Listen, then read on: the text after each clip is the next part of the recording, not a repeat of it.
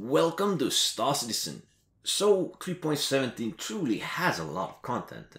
It is a tremendously huge patch, and let's check out what they really sold us. They sold us Red Wind Illegal Delivery. Of course, these are under your personal tabs. They are illegal, they are something that can give you a crime stat, and the description usually is kind of vague. Go there, do this, which should be legal, or something in the lines of that. Now, in truth, it sent us into a bunker to look for a crate. It doesn't pay out too much, but it's always good to see that there are some goofy, nifty new things they've added. We gotta search for packages that are all over this bunker. There's 3 of them in total, and there are also some boxes that are, well, fillers, that you don't need. It's one of the more straightforward missions with a little exploration element.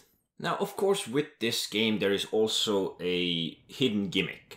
To get better missions, even if there isn't a reputation, you need to do more of these missions. Not exactly in a way you grind these reputations, but you also should visit different locations, and also having crimes that can expand your horizons. Starting with these vague missions, you do need to put in the time to actually make some money here. Although they are criminal missions, they don't really pay out as much as I thought they would. Perhaps it's just my location that doesn't offer me that kind of variety. But I have to say I do like some of these new locations. They're beautiful in their own way, and they also have updated loot, which is great. You can actually get some of these modern weapon boxes that we see in the Siege Horizon. It is great that you actually get access to some of these weapons when you're doing something illegal, like illegal deliveries. Although you might not really need them, it's still great to have them. The Red Wind is all well and good and an interesting twist on delivery missions, which I'm sure plenty of us like. But there's actually much more they added under the personal missions. Well, the delivery ones, of course, are gonna be the ones that pay you out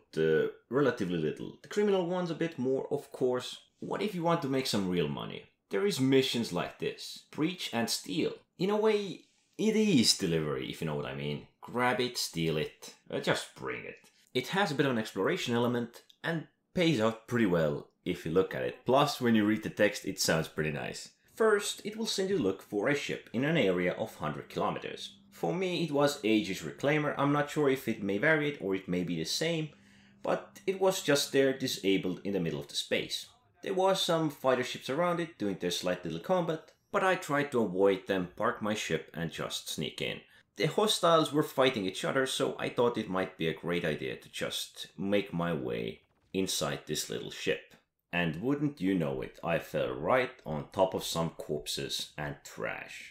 I like what they've actually done here. It's quite interesting to have it laid out like this. And even better part, you can actually loot many of the things on the tables here.